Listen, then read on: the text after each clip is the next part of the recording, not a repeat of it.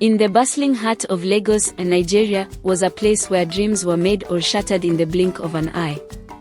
Amidst the chaos and the vibrant life, Uche's family had finally moved into their dream home. The house was a modern marvel, with sleek lines, large windows, and a lush garden. It stood out in the upscale neighborhood of Lekki, a testament to Uche's hard work and success in his business ventures.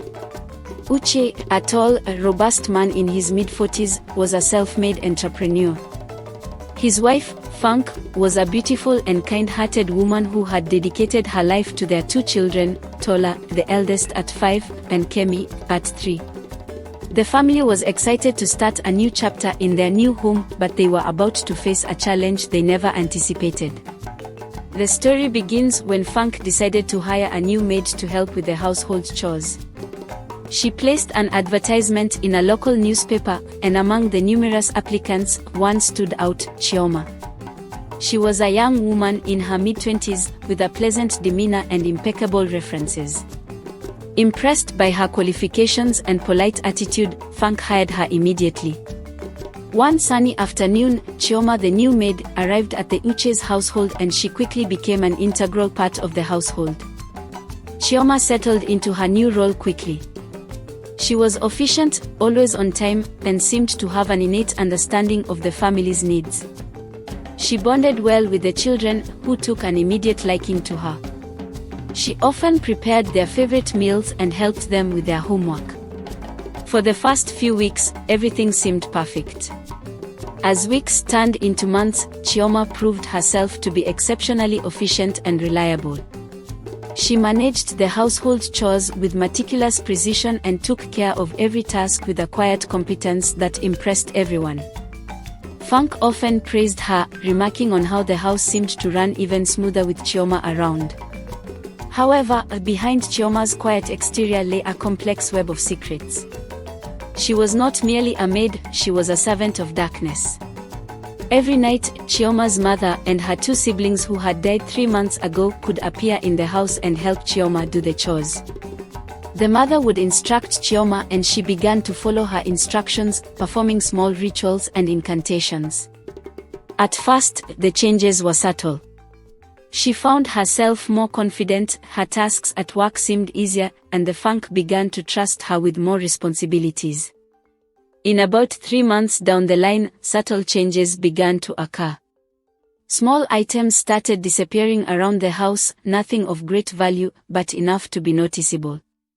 It started with small things.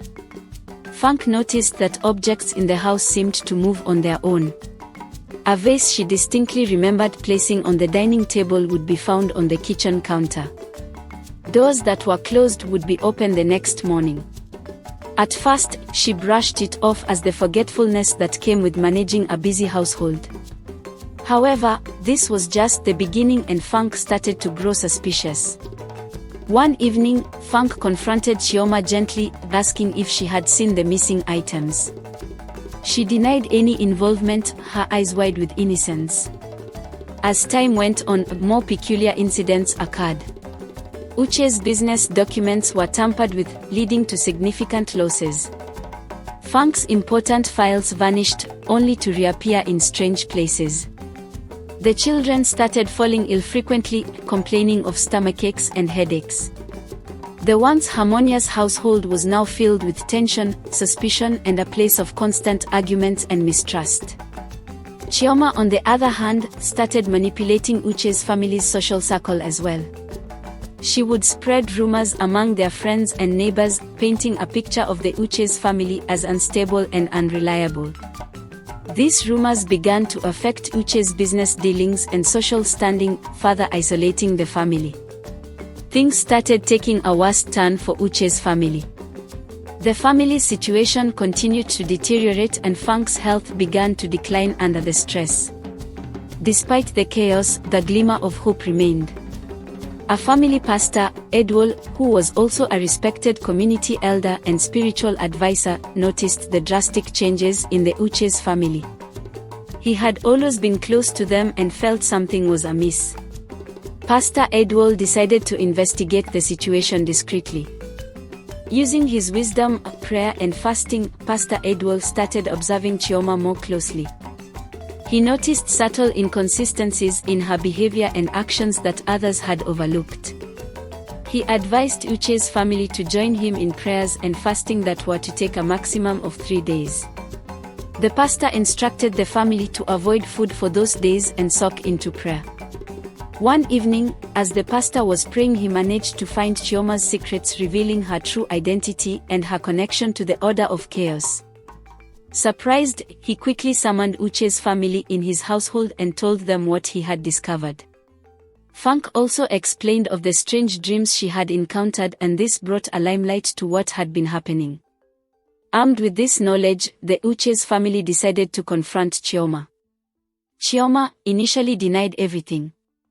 But under Pastor Edwell's stern and wise gaze, she eventually broke down and confessed. She revealed her mission and the extent of her manipulations. The revelation was a shock to the family, but it also brought a sense of relief. They now understood the source of their troubles and realized they had been manipulated. With Pastor Edwell's guidance, they began the slow process of healing and rebuilding their life. The road to recovery was long and challenging, but the family was determined to overcome the damage caused by Choma and the Order of Chaos. They sought counseling and support from their community, and with Pastor Edwell's continued guidance, they worked on rebuilding trust and fastened their walk with Christ. For Choma, that was the end of her working with the family. She asked for forgiveness, stating that she was under the influence of evil forces. Uche's family forgave her and released her. Her story served as a cautionary tale, reminding the community of the importance of spiritual guidance and the potential dangers of hidden malice.